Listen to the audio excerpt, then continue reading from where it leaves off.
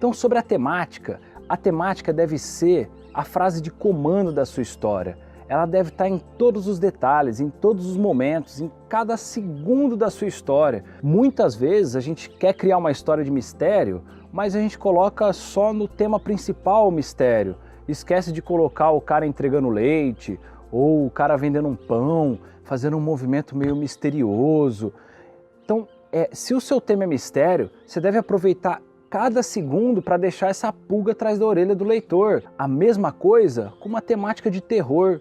Por mais que as mortes vão acontecer no meio da história, um pouquinho mais para frente, você deve fazer com que uma groselha caia no chão para aparecer sangue. Você deve fazer com que cada segundo da sua história tenha algo relacionado com terror. Por quê? Porque a temática é o ponto gravitacional da sua história.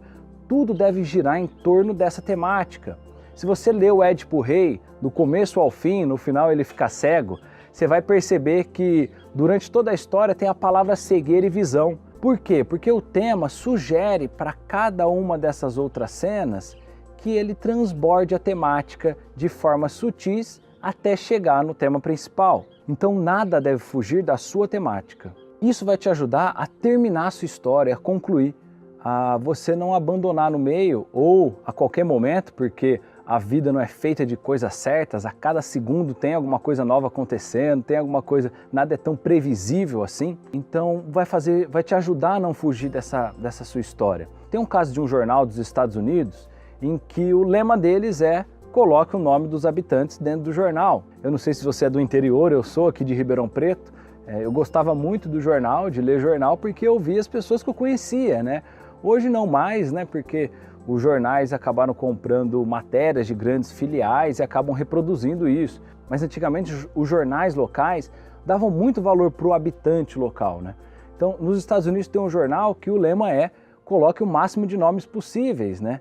Quando o diretor do jornal não está, ou o editor, e acontece alguma problemática em que isso é colocado em xeque, por exemplo, estão dando casquinha de sorvete, estão dando viagem, estão oferecendo alguma coisa, ou está começando uma guerra lá em outro lugar, ou alguma briga, ou algum jogo de futebol, enfim, qualquer tema. Se tiver duas matérias, por exemplo, um barbeiro da cidade, né, a matéria do barbeiro da cidade que atendeu os habitantes aquele dia, e ele conta sobre isso, né, e um outro que é um Brasil perdeu por 7-1, né, da Alemanha, né, por exemplo, qual matéria que esse jornal vai preferir publicar?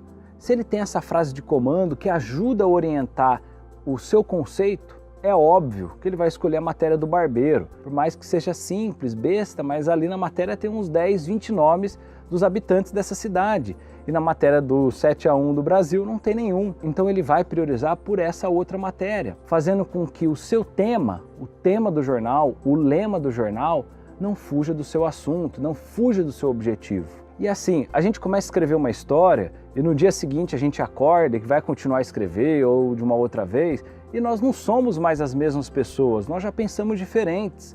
Só que a história não é sobre você, né? É sobre a história, então ela deve ter o seu tema, deve ter as suas frases de comando. Então, porque você acorda um dia diferente do outro, né? Imagina se a sua história tiver que ir no mesmo ritmo que o seu temperamento. Não dá. Porque senão você vai ser atrapalhado pelo seu estado de espírito. Então, tenha um tema para a sua história, tenha um tema para os seus escritos, tenha essas frases de comandos, né? Então é o leiteiro, é o cara do bar, é o cara da conta, é o cara na rua, são as pessoas viajando, é a notícia do jornal, enfim, tudo que aparecer na sua história deve girar em torno do seu tema.